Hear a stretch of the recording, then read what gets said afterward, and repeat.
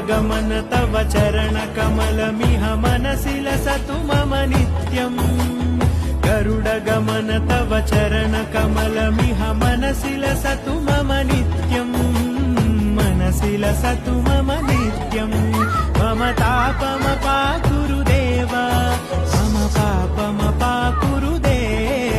मम तापमपाकुरुदेव मम पापमपाकुरुदेव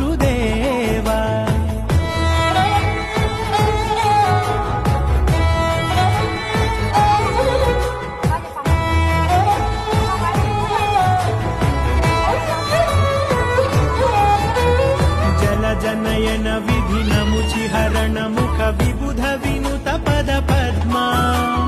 जल जनयन